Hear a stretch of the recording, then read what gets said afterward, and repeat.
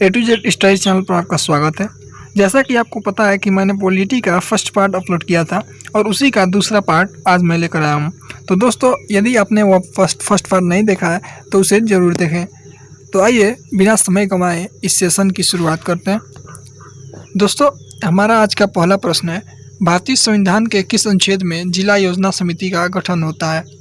आपके ऑप्शन है ए अनुच्छेद 243 जेड, बी अनुच्छेद 244 जेड, सी अनुच्छेद 242 जेड और डी अनुच्छेद 243 जेड।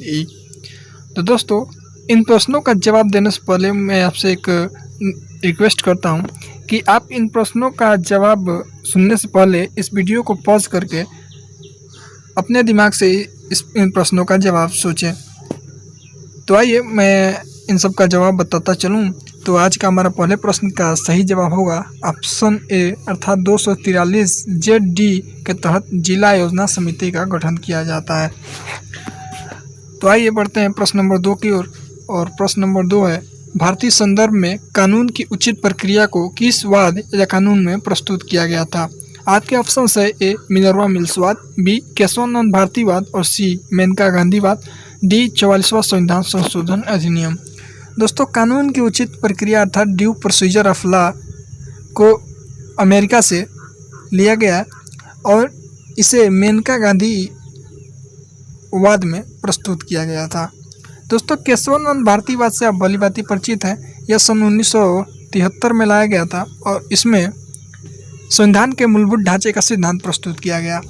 44वें संविधान संशोधन यह भी 1978 में लाया गया और इसमें कई महत्वपूर्ण प्रावधान किए गए।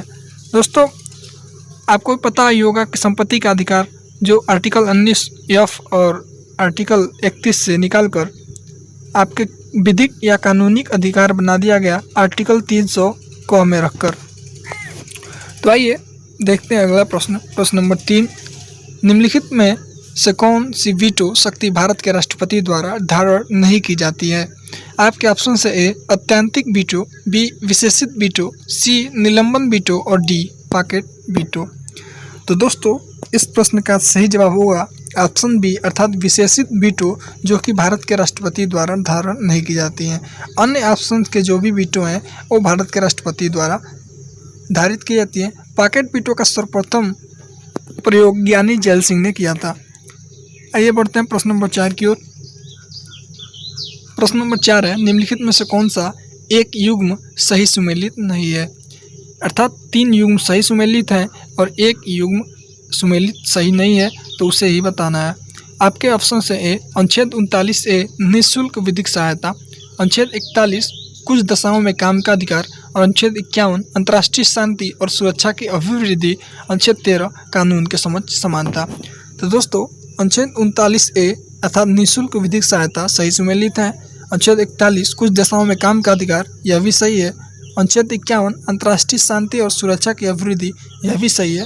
अनुच्छेद 13 अर्थात ऑप्शन डी इस प्रश्न का सही जवाब होगा। और कानून के समक्ष समानता सही नहीं है, क्योंकि कानून के समक्ष समानता आर्टिकल 14 में दिया गया है। दोस्तों, अंतर्राष्ट्रीय शांति और सुरक्षा की अभिवृद्धि अर्थात आर्टिकल 51 कई बार एग्जाम में पूछा गया है, अतः इसे मोस्ट इम्पॉर्टेंट कर लें। तो आइए बढ़ते हैं प्रश्न नंबर 5 की ओर।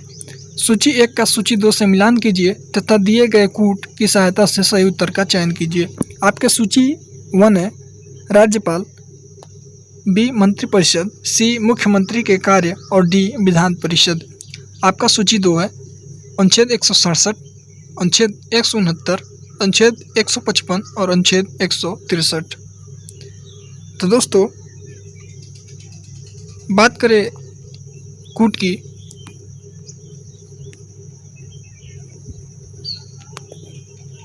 तो ऑप्शन पहला है 1 2 3 4, बी 4 3 2 1, सी 3 2 4 1 और डी 3 4 1 2। अर्थात इस प्रश्न का सही जवाब होगा ऑप्शन डी अर्थात 3 4 1 2। अर्थात राज्यपाल का पद 153 में दिया गया है, 155 में उसका चुनाव बताया गया है। अर्थात राज्यपाल का मिलान जो है आर्टिकल 155 से किया जाएगा। मंत्रिपरिषद का मिलान आर्टिकल 163 से। मुख्यमंत्री के कार्य जिसका मिलान आपके आर्टिकल 167 से और विधान परिषद का मिलान आपके आर्टिकल 169 से किया जाएगा। दोस्तों, मुख्यमंत्री का पद की बात करें तो 163 में मुख्यमंत्री का पद बताया गया है, जो मंत्रिपरिषद के रूप में बताया गया है। तो आइए बढ़ते हैं प्रश्न नंबर 6 की ओर। किस अनुच्छेद द्वारा सिविल सेवकों को संवैधानिक रक्षोपाय सुनिश्चित किया जाता है? आपके ऑप्शन है ए अनुच्छेद 310, बी अनुच्छेद 315, सी अनुच्छेद 312 और डी अनुच्छेद 311। तो दोस्तों, इस प्रश्न का सही जवाब होगा ऑप्शन डी अर्थात अनुच्छेद 311 अर्थात सिविल सेवकों को संवैधानिक रक्षोपाय आर्टिकल 311 के द्वारा किया जाता है। दोस्तों, आर्टिकल 312 में नई अखिल भारतीय सेवाएं जो संसद के कानून द्वारा लाई जाती हैं उसका जिक्र किया गया है। आर्टिकल 315 में लोक सेवा आयोग की बात की गई है। तो आइए बढ़ते हैं प्रश्न नंबर 7 की ओर। प्रश्न नंबर 7 है, भारतीय संविधान के किस अनुच्छेद में करों को केंद्र द्वारा लगाया तथा एकत्रित किया जाता है लेकिन केंद्र और राज्यों के बीच वितरित किया जाता है? आपके ऑप्शन से ए अनुच्छेद 268, बी अनुच्छेद 269 और सी अनुच्छेद 270 और डी अनुच्छेद 271। तो दोस्तों, इस प्रश्न का सही जवाब होगा ऑप्शन सी अर्थात अनुच्छेद 270। अनुच्छेद 270 के द्वारा ही जो है करों को केंद्र द्वारा लगाया जाता है और एकत्रित भी किया जाता है लेकिन केंद्र और राज्यों के बीच वितरित भी किया जाता है। तो बढ़ते हैं प्रश्न नंबर 8 की ओर है। भारत की संवैधानिक सभा जिसने भारतीय संविधान का प्रारूप तैयार किया के सदस्य थे? आपके ऑप्शन से ए ब्रिटिश संसद के द्वारा नामित, बी गवर्नर जनरल के द्वारा नामित, सी विभिन्न प्रांतों की विधानसभा द्वारा निर्वाचित और डी भारतीय राष्ट्रीय कांग्रेस और मुस्लिम लीग द्वारा निर्वाचित। तो दोस्तों, इस प्रश्न का सही जवाब होगा ऑप्शन सी अर्थात विभिन्न प्रांतों की विधानसभा द्वारा निर्वाचित। इस निर्वाचन में 10 लाख लोगों में एक पद चुना गया था। तो दोस्तों, आइए बढ़ते हैं प्रश्न नंबर 9 की ओर। भारतीय संविधान की किस एक अनुसूची के तहत नए राज्यों के निर्माण से संबंधित संशोधन किए जाते हैं? आपके ऑप्शन से ए प्रथम, बी द्वितीय, सी तृतीय और डी पंचम। दोस्तों, इस प्रश्न का सही जवाब होगा ऑप्शन ए अर्थात प्रथम। तो बात करें प्रथम की तो इसमें भारत है, भारत एक राज्यों का संघ होगा का जिक्र किया गया है। दूसरा द्वितीय अनुसूची में विभिन्न पदों और अधिकारियों के वेतन एवं भत्तों की बात की गई है।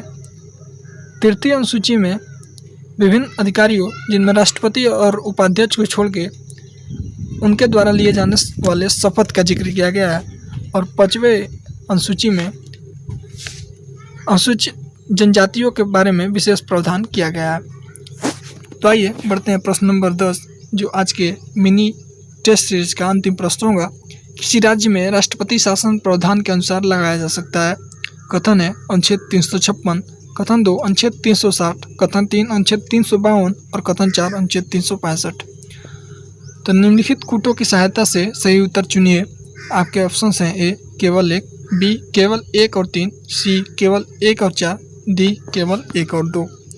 तो दोस्तों, इस प्रश्न का सही जवाब होगा ऑप्शन सी अर्थात केवल 1 और 4 अर्थात आर्टिकल 356 और आर्टिकल 365 के द्वारा राष्ट्रपति शासन का प्रावधान किया जाता है। तो दोस्तों, आशा करते हैं आपको आज का यह वीडियो काफ़ी पसंद आया होगा। दोस्तों, यदि आप इस चैनल पर नए हैं तो चैनल को सब्सक्राइब कर लें और लाइक शेयर जरूर करें। तो दोस्तों, इसी के साथ मैं वीडियो को समाप्त करता हूँ। Thanks for watching.